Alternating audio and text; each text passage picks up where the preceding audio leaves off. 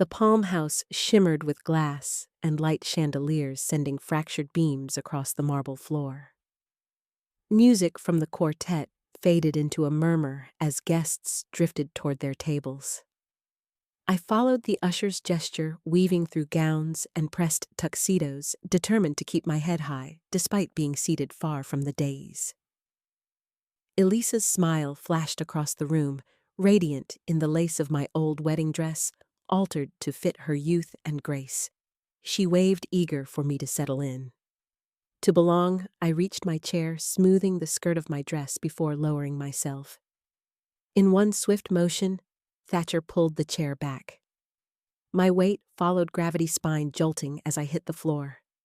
The gasp that escaped me was drowned by a ripple of laughter, uncertain at first, then sharper as his voice cut through. "Some people," he said with a smirk, "are more comfortable close to the floor." I pushed myself up, the seam at my shoulder tearing with a sound that seemed louder than the room itself. My palms stung from the marble's bite, but it was the heat in my chest that spread wider than the bruise would. Elise froze in place, bouquet trembling against her bodice. Her lips parted, words forming but refusing to surface. I caught her eyes that had once looked to me for every answer, and saw them clouded with disbelief. Around us, glasses clinked again, voices rising as though rehearsed etiquette demanded the moment be buried under chatter. Thatcher stood above me, extending the chair now, with a practiced grin as if nothing had happened. The glass doors at the far end swung open. A gust of cool air slipped in from the terrace as Raymond and Nancy Voss entered, coats still on from their rush from JFK. The crowd stirred, welcoming the late arrivals. But Raymond's steps slowed. His gaze traveled past the laughter, past his son, and locked on me, his brow furrowed with something deeper than surprise. And I felt the weight of recognition settle like a second silence over the room. The night air of Atoria clung to me as I walked home from Elmhurst. Scrubs still carrying the sharp scent of antiseptic and a faint trace of sweat. My body was heavy with the kind of fatigue only double shifts could carve, yet the quiet streets gave me a strange comfort inside. The familiar creak of the floorboards met me like an old friend. I set my bag down, rubbed the stiffness from my neck, and reached for the kettle. The door burst open before the water boiled. Elise, swept in cheeks, flushed her coat, unbuttoned eyes, bright as if she carried her own light. "Mom, you won't believe this," she said, fumbling with her tablet until the screen glowed between us. "On the video." Thatcher Voss knelt in a midtown restaurant bathed in amber light. The room gleamed with white linens and glass fixtures. A Rolex glimmered on his wrist as he opened a velvet box. His voice, clear, rehearsed every word, landing with practiced precision. Elise gasped beside me, reliving the moment as though she were still there. "Isn't it perfect?" she whispered. I watched the waiter pass by in the background, Thatcher snapping fingers impatiently for service, even as Elisa's hand covered her mouth in awe. My daughter hardly noticed. She leaned into me, still smiling. Wedding in April at the Botanic Garden. It's everything I dreamed. His parents are in Europe, but they'll be back just in time. Her excitement pressed against me like heat. I nodded, keeping my tone, even though the sharpness of Thatcher's gesture lingered. When she set the tablet aside, her eyes caught on the shelf above the radiator. The photograph sat there, as it had for years, me in rumpled scrubs. A headlamp strapped to my forehead.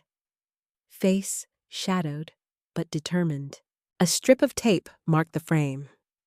Bellevue, 2012. Elise reached out, touched the edge of the frame with a laugh. "Your heroic story again." "Mom." I smiled faintly. The storm felt like another lifetime, yet the weight of it never left me. She curled into the couch. still glowing with her news, and I knew the weeks ahead would test more than wedding plans.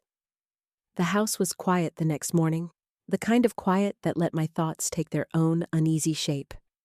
Elise had left early to meet with her planner, her joy still lingering like perfume in the air. I sat at the kitchen table with my laptop open, a mug of coffee cooling untouched beside me. Curiosity, or maybe something sharper, guided my fingers as I typed Thatcher's name into the search bar. His pages opened like glossy brochures. Cars lined up like trophies. Dinners photographed down to the last garnish. Captions declaring victory in a language that sounded less like love of life and more like conquest. One post stopped me cold. The old generation doesn't understand ambition. They cling to small lives while we build empires. Dozens of likes, friends echoing his certainty. I scrolled further. A photo from a rooftop party. Elise smiling faintly at the edge of the frame, glass in hand, while Thatcher tagged her. She's perfect, sweet, trusting. Her dad's simple. Won't cause trouble. My stomach tightened. The words blurred, cruel in their casualness. I hit print the machine humming in the corner until the sheet slipped out. Black ink stark against the page. It landed on top of another print out a planner email from the day before. To streamline the flow, we've adjusted your seating to table 12. The next message a day later shifted me again. Table 14 near vendors. My fingers tapped the desk, steadying my breath. Another file waited in my inbox. Elisa's draft vows returned with tracked changes. Entire sentences gone. References to her father's memory struck through. Keep it light. Avoid heavy mentions of loss. I printed that too. Stacking the pages neatly before sliding them into a folder, I labeled in thick pen for later. Closing the laptop, I rested my hands on the cover, feeling its weight. Small things, each of them adjustments, edits, jokes, but together they carried the tremor of something larger. Something Elise could not yet see. I tucked the folder into the drawer beside my chair. Just as my phone buzzed with a text inviting me to dinner with Thatcher, the Bryant Park Grill gleamed with low light and polished wood, its windows framing the library beyond, like a backdrop chosen for elegance alone. Elise slipped her hand through Thatcher's arm as we approached the table, her cheeks glowing with pride. I took my seat across from them, smoothing my napkin into my lap, while Thatcher signaled the waiter without even glancing at the menu. "We'll have the sea-base medium-rare steaks and chèvre salad to start," he said briskly. Elise opened her mouth to add something, but he cut in with a smile. "Trust me, it's easier this way." The waiter scribbled and left. Elise leaned toward me. "It's pronounced chèvre," she said softly. "Practicing the French?" Thatcher chuckled, shaking his head. "Close, but not quite." "Let me handle it, sweetheart." His tone was smooth, almost affectionate, but it left Elise shrinking back. The flush in her cheeks no longer from pride. The conversation drifted to venues, floral arrangements, the orchestra. Thatcher insisted upon. He spoke with authority, Elise nodding beside him. I let the rhythm of his voice wash over me, listening more to the silences it created than the words themselves. When the plates came, they were beautiful, arranged like still life paintings. Thatcher raised his glass, toasting to family, merging into something greater. His eyes lingered on me, as though testing how I would respond. I clink-ticked glasses and ate slowly, tasting salt sharper than it should have been. When the check arrived, folded neatly in leather, Thatcher placed it before me with a genial smile. "Tradition says the mother of the bride picks this one." "Right." Elise shifted uncomfortably, her lips parting in protest, but the words never left her. I opened the folder. The number stared back more than I spent on groceries in a month. I slipped out my card, steady hands, betraying none of the tightening in my chest. The waiter whisked it away. Thatcher leaned back, satisfied. Elise's blush deepening with shame. She tried to hide outside. The night air was sharp against my skin. I turned to Elise, keeping my voice steady. Love that silences others isn't love. She clutched her coat tighter, eyes pleading. You just don't know him yet, Mom. I nodded slowly, though inside, I felt the warning harden. The weeks ahead would show whether she wanted to know him or whether she already knew enough. The first call came on a Tuesday evening. Elisa's college roommate left a hesitant message saying she could no longer stand up as a bridesmaid. Scheduling conflict, she claimed her voice brittle. By the weekend, 2 more followed each with polite excuses that didn't match the loyalty I knew they once had. Elise tried to smile through it, but her eyes gave her away. Later, as we folded laundry together, she muttered, Thatcher says, my friends don't really match the brand we're creating. Too casual, too outer borough. The phrase caught in her throat as though she knew it wasn't hers. I watched her hold up a blouse I'd bought her years ago. Soft cotton she used to love and sigh. He thinks I should refine my look. Something more in line with his circle. I didn't answer right away. The sight of her slipping my gift into the donation pile without a word was enough to leave me still. An email from the planner arrived the next morning. I opened the attachment. A polished seating chart with neat fonts. My name sat at table 14, tucked behind distant relatives I hadn't seen in years. The head table gleamed in bold letters, reserved for Thatcher's colleagues and family. Elise's note followed. Minutes later, Mom, it's just logistics, nothing personal. I printed the chart and slid it into the folder already holding Thatcher's posts and edits. The weight of it grew heavier with each page. That evening, I found the brass paperweight I'd kept since nursing school. Its edges worn, but its engraving still sharp. Still standing, I wrapped it in Elise's old sketch paper from when she was 10. A drawing of a house with a wide front porch. As I tied the ribbon, I whispered a prayer she would see the message. I placed the package on the mantel, waiting for the right time to give it to her. My phone buzzed with another update, final details for the ceremony. The chart confirmed table 14 was permanent. The spring light streamed through the glass of the palm house, soft and golden, against the rows of white chairs. When Elise appeared, lace trailing behind her, I caught my breath. It was my own wedding lace reshaped by careful hands to fit her frame. And in that moment, the years folded in on themselves. Pride and sorrow mingled in my chest. But when she smiled at me, I felt only joy. The ceremony moved like music, words flowing, petals drifting across the aisle. Elise's vows trembled at first, then steadied.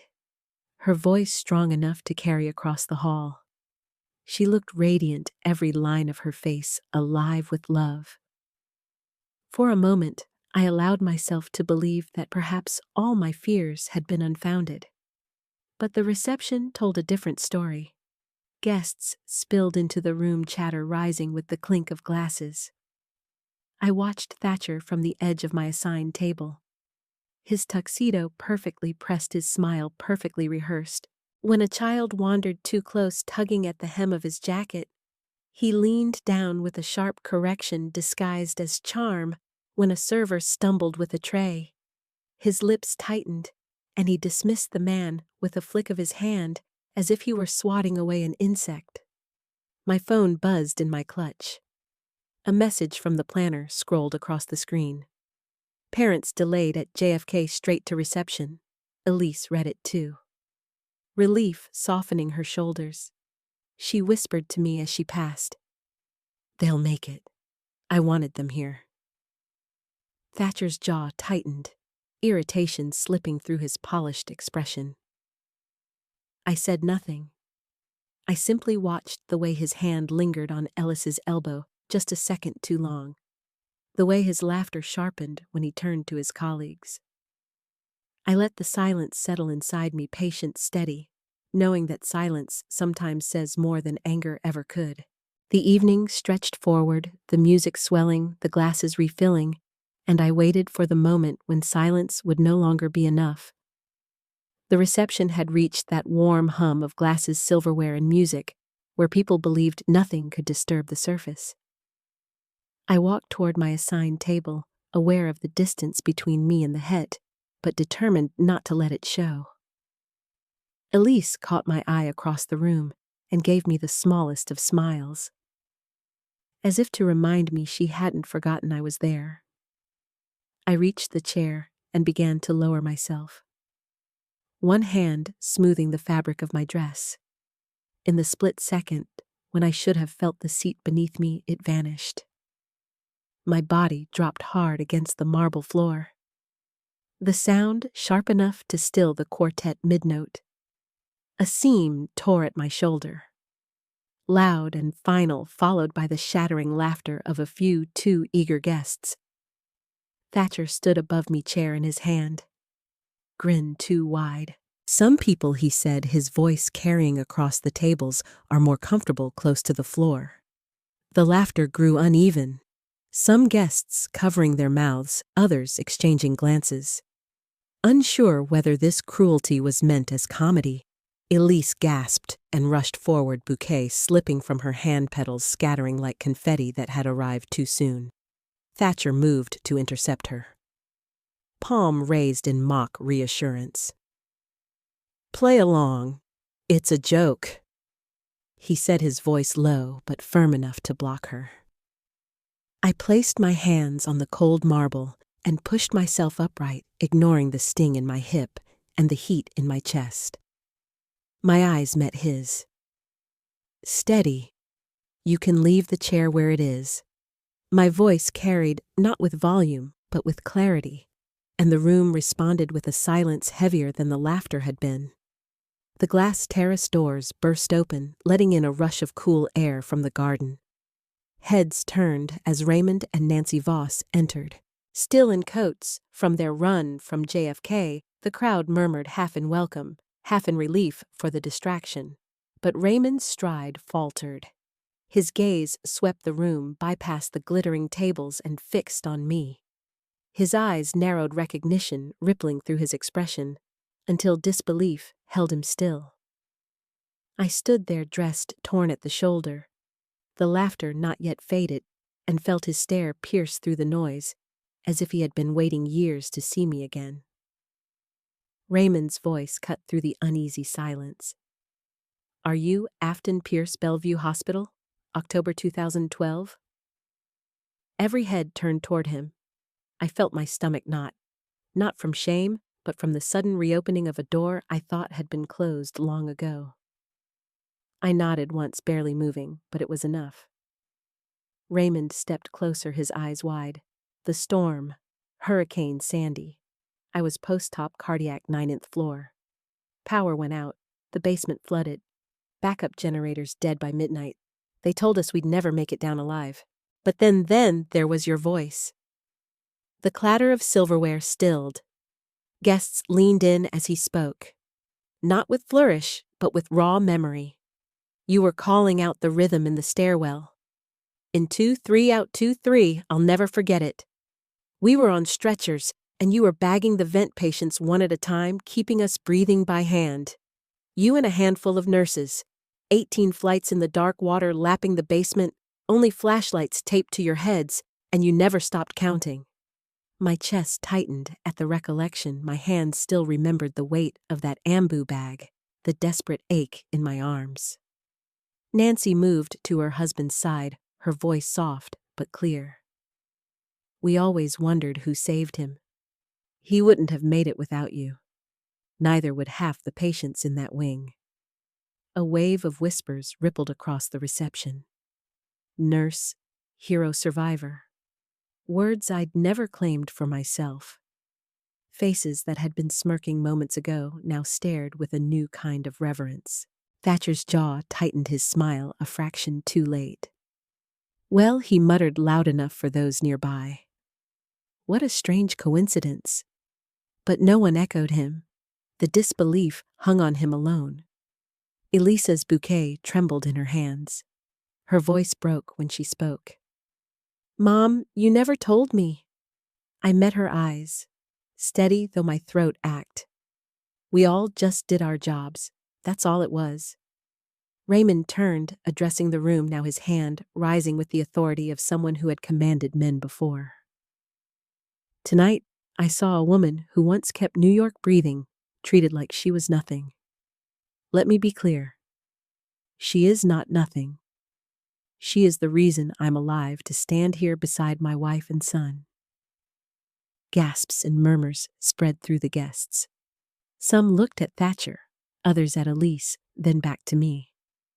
The weight of truth pressed on every table, every polished glass. Elise's tears spilled over her fingers, tightening around the stems of her bouquet. Thatcher shifted uneasily, but his words failed him this time. The room no longer belonged to him. It belonged to the truth that had finally broken through the glass and marble. A truth that could not be laughed away. Thatcher's lips parted and closed again, the smirk that once shielded him faltering. It was a prank. He managed his voice thin in the silence that had fallen over the room. No laughter followed this time. Forks remained suspended above plates, eyes fixed on him, as though waiting for an explanation he could not give. Ellis's face was pale, her bouquet trembling in her hand. She stepped forward, voice sharp with something I hadn't heard from her in months. "A prank. You moved my mother to table 14. You cut her out of the ceremony. You edited my vows until they were unrecognizable. And tonight you pulled her chair." Her hand shook as she reached into her clutch. She set a small, wrapped bundle onto the head table. The paper fell away to reveal the brass paper weight. Words engraved deep into its surface. Still standing. Her voice steadied. "This is the only tradition I want. The one she taught me. The one you tried to erase." Raymond's posture was rigid, his gaze hard. "Apologize," he said evenly. "In verbs, not adjectives." Thatcher swallowed. His confidence had bled out of him. But still, he tried to find footing. "I didn't mean," I raised my hand, cutting him off. "Enough. If you want to move forward with my daughter, these are the terms. A public apology, now to her and to me. A written apology to the staff you dismissed and mocked tonight. Counseling before any honeymoon plans, and her vows remain unchanged, including the family she comes from." My voice did not rise. It did not need to. The silence carried it farther than volume ever could. Elisa's eyes never left his. She was waiting not as a bride desperate for reassurance, but as a woman weighing truth against illusion. For a moment, I believed he would refuse. His jaw worked, his hands clenched at his sides. Then his shoulders dropped. "I was wrong," he said, words scraping out raw. "I treated you." He looked at me with contempt you never deserved. "I humiliated you in front of everyone, and I am ashamed, Elise." His voice cracked. "I disrespected the woman who raised you, and in doing that, I disrespected you. I want to change, and I will do whatever it takes to earn back the right to stand beside you." Gasps swept the room. Elise's tears spilled, but she did not waver. "Then start by keeping those promises, not with words tonight, but with actions tomorrow." Thatcher nodded, his gaze lowered. The applause that rose was hesitant, uneven, but it grew until the quartet struck a tentative chord to steady the moment. Elise turned to me, her hand warm as it closed over mine. Still standing, she whispered, a smile breaking through her tears. The music swelled. Couples moved to the floor. And under the glass ceiling of the Palm House, my daughter and I shared the first dance, not as mother and bride alone, but as women bound by respect, reclaimed, named.